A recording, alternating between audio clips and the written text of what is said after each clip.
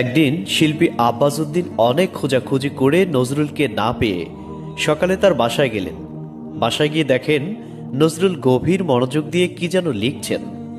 নজরুল ইশারায় তাকে বসতে বললেন। অনেকক্ষণ বসে থাকার পর জোহরের নামাজের সময় হলে তিনি উসখুস করতে লাগলেন।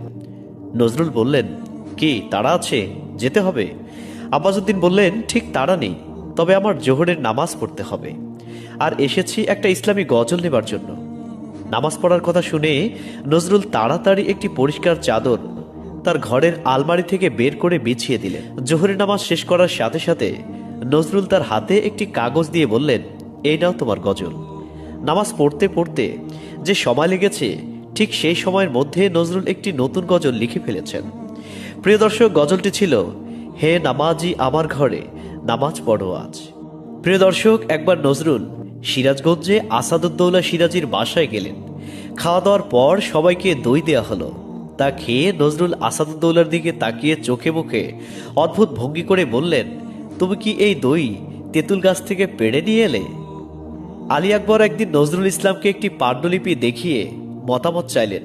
পুরো পাণ্ডুলিপিটি পড়ে নজরুল বললেন, আপনার পাণ্ডুলিপির ছড়াগুলো ছোটদের উপযোগী হয়নি, যদি বলেন তো আমি একটি ছড়া লিখে দিতে পারি। সঙ্গে সঙ্গে তিনি অনুরোধ করলেন একটি ছড়া লিখে দেওয়ার জন্য। নজরুল ইসলামও দুখিলি পান মুখে পুড়ে লিখলেন লিচু চোর ছড়াটি। একদিন নজরুল বারান্দায় বসে আছেন, হঠাৎ তার চোখ পড়ল অঞ্জলির উপর। নজরুল দেখলেন একটা পেয়ারা গাছের নিচে দাঁড়িয়ে চোখ ঠোঁট উল্টিয়ে হাত পা নেড়ে অঞ্জলি যেন কার সঙ্গে কথা বলছে। নজরুল ভাবলেন, নিশ্চয় কেউ পেয়ারা গাছে উঠেছে, তার কাছে কাকুতি বিনতি করে অঞ্জলি পেয়ারা চাচ্ছে। তাই ভাবলেন অঞ্জলির হয়ে পেয়ারা চাইবেন, না দিলে নিজেই পেয়ারা গাছে উঠে অঞ্জলিকে পেয়ারা পেরে দিবেন। প্রিয় দর্শক, অঞ্জলির সামনে গিয়ে কবি নজরুল গাছের উপর কাউকেই দেখতে পেলেন না। নজরুল তখন অঞ্জলিকে জিজ্ঞেস করলেন, তুমি কার সাথে কথা বলছিলে? অঞ্জলি বলল, কাকাবাবু, ওই দেখো দুষ্টু কাঠ বিড়ালি, রোজ রোজ দুষ্টুটা পেয়ারা খেয়ে পালিয়ে যায়, আমাকে একটাও দেয় না। এ ঘটনাকে চিরস্মরণীয় করে রাখতে তিনি লিখলেন খুকি ও কাঠবেড়ালি নামের সেই কবিতাটি। কাজী নজরুল ইসলাম আসাদুদ্দৌলা সিরাজির ঘরে খেতে বসেছেন। আসাদুদ্দৌলা নিজেই ইলিশ ভাজা দিচ্ছেন সবার পাতে। পাতে ইলিশ পড়া মাত্র নজরুল সেটা খেয়ে ফেললেন। তখন কে যেন আরো কয়েক টুকরা ইলিশ দিতে যাচ্ছিলেন কবির পাতে। কবি তাকে বাধা দিয়ে বললেন, আরে করছো কি? তিনি বললেন, ইলিশ ভাজা দিচ্ছি। কবি তখন বললেন, আমাকে এত ইলিশ দিও না, শেষকালে বেড়াল কামড়াবে তো। সবাই অবাক হয়ে তাকিয়ে রইলেন কবির দিকে। হঠাৎ হাসতে হাসতে কবি বললেন, ইলিশ মাছের গন্ধ মুখে লালা ঝরায়, বিড়াল মাতাল হয়ে যায় এর ঘ্রাণে। বেশি খেলে কি আর রক্ষে আছে? সারা দেহ থেকে গন্ধ ছুটবে, আর সে গন্ধ পেয়ে বিড়াল তেড়ে আসবে।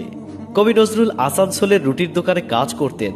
তিনি রুটি বানাতে বানাতে ছড়া কাটতেন, আটা মাখছেন, আর কিশোর নজরুলের গা বেয়ে টপ টপ করে ঘাম ঝরছে, আর মুখে ছড়া মাখতে মাখতে গমের আটা, ঘামে ভিজল আমার গাটা।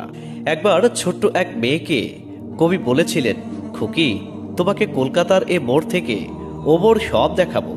ছোট্ট মেয়েটি কিন্তু বিশ্বাসই করতে পারেনি কবির এ কথা। কাজী নজরুল ইসলাম সত্যি সত্যি একদিন একটি ট্যাক্সি ভাড়া করে বেরিয়ে পড়লেন মেয়েটিকে নিয়ে। সারা দিন কলকাতা শহর ঘুরে বেড়ালেন।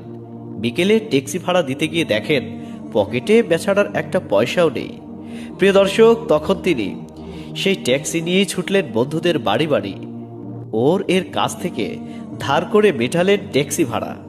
কাজী নজরুল ইসলাম ধূমকেতু পত্রিকার সম্পাদনা করতেন।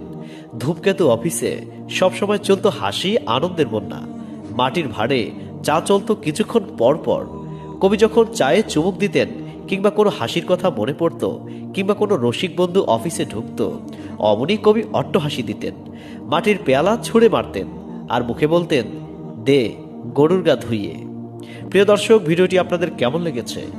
যদি ভালো লেগে থাকে তাহলে অবশ্যই চ্যানেলটি সাবস্ক্রাইব করবেন এবং পাশের বেল আইকনটি ক্লিক করতে ভুলবেন না।